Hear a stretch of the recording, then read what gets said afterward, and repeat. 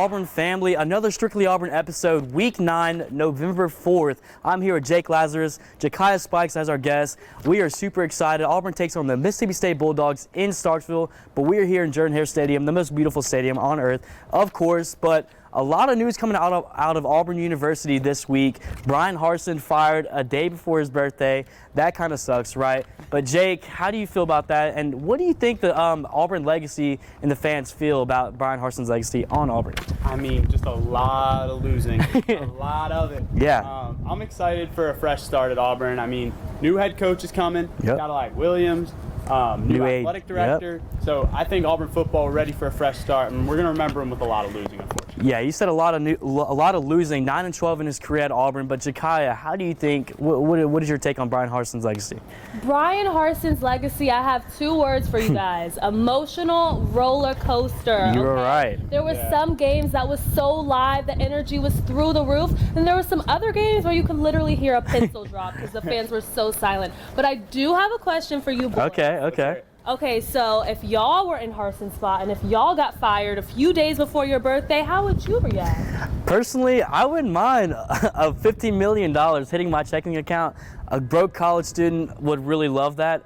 Jake, what do you think? I mean, life comes at you fast, man. Yeah. You obviously never know what's coming at you. Yeah, that would suck, getting fired the day before your birthday. But 15 million doesn't sound too bad. He'll be fine. Don't worry about him. He'll be fine. Yeah, you mentioned new interim coach Cadillac Williams, an Auburn football legend, running back, one of the best running backs to come through Auburn history. How do you think the offense changes with him being named the head coach? Do you see any differences? I mean, like you said, ex-Auburn running back legend. Yeah. So look for the ball to be in Tank Bigsby, Jarquez Hunter, and Damari Alston. Look for them to get a buttload of carries this week. Oh, for sure. Jakia, what do you think this offense is going to look like with Cadillac Williams behind the reins? Well, Cadillac Williams actually just came out with a quote, and it literally said that he loves to just inspire and change lives. Right. So I'm hoping that we see on this offense more longevity of inner motivation. Yeah, I think Cadillac is really a player's coach. He loves to motivate players. I mean, watching his interview, I don't know if y'all seen it, but he looks like a standout guy, and all the players love him. But you mentioned Damari Alston, a younger guy. We want to see more carries and more touches from younger guys, right? Damari Alston, Camden Brown, J.D. Rhyme. How do you feel about Camden Brown? What do you want to see from this week? I think Camden Brown is a dog. Oh, 100%. Last week, or a couple weeks ago, the one-handed. It was last Saturday. The one-handed diving catch in that end zone down there. It was a crazy grab. So I'm looking to see him get a little more targets from Robbie or TJ, or to be honest, whoever's going to be the quarterback now. Yeah. But yeah, Camden Brown and Damari Alston, I want to see them get a few more touches. Yeah, two cats that are really good, young players. I know you love Camden Brown. He had that one-handed catch, but you said Robbie Ashford. We need a quarterback to throw to him. Hopefully his accuracy improves. He didn't have any turnovers last week, threw for 285 yards. What do y'all want to see from him in this week?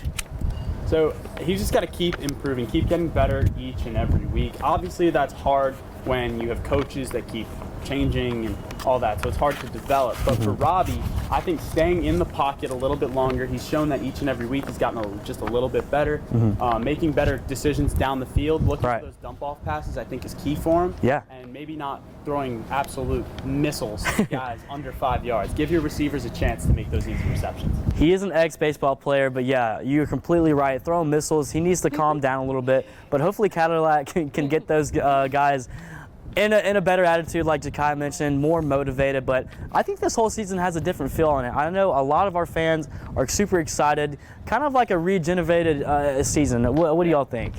I definitely think that when the new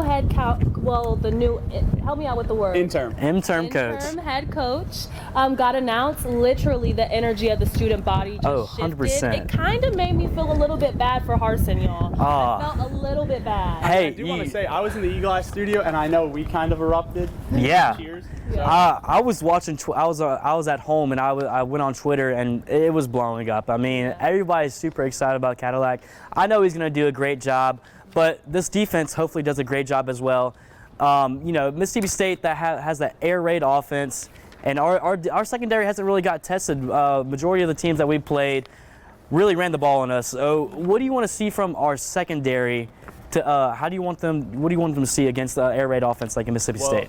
I mean, we know they're going to throw the ball. Yeah. That's not a question. So I really want to see this defense show some pressure, which we haven't really seen the first 8 weeks of the season. Yeah. I would love to see Donovan Kaufman coming off the edge. I want to see Derek Hall beating those pass blocks. I want to see all kinds of different names showing up on the stat sheet this week and getting pressure, getting home. Yeah. For our DBs, DJ James, JD Ron, Nehemiah Pritchett, Donovan Kaufman, those guys in the secondary, I want to see them making some plays.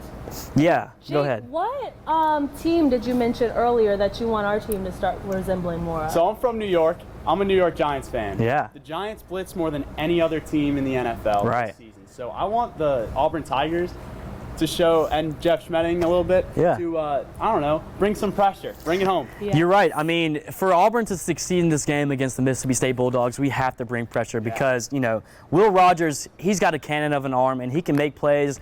His accuracy is phenomenal. Yeah. But one thing he is not mobile, okay? So if we bring pressure on him, we will be able to sack him. He's not an athletic quarterback, so if we bring home the pressure, we should bring home the dub, right? Yes, sir. Yeah, all right. So so we're going to talk about, we finished previewing the game, but who do y'all have winning this game, Jake? All right, so y'all know, if you've been following, I have not picked Auburn since, I think, Missouri. Yeah. This week? This is the week. Hey, if Jake is picking Auburn to win, then it has to be a win, right, I got Jakia? Auburn winning, and obviously covering that spread. So. Okay, yeah. Jakia, who do you got in this week? So I am wearing this Auburn There you Tiger go. shirt, so of course I am picking Auburn, but I will say the guys do need to watch out for gunslinger Will Rogers. Yes. Because we definitely need to stay on him. So Yeah. I think that if we do that, we have a chance in winning. Y'all hit all the points. I got Auburn as well. New Cadillac is going to bring a phenomenal energy in this game, especially for the rest of the season. This running back room is going to see probably 1 million carries, hopefully have like 500 yards rushing. That is just a dream of mine, but yes. I think the goal would be to tell Mississippi State we're going to run the football. And still do it. And we still do it. Exactly. So look for this. Auburn's going to take on Mississippi State. It's a night game at 6:30. The energy is going to be there. But now we're going to talk about some other SEC games and some other around the picks.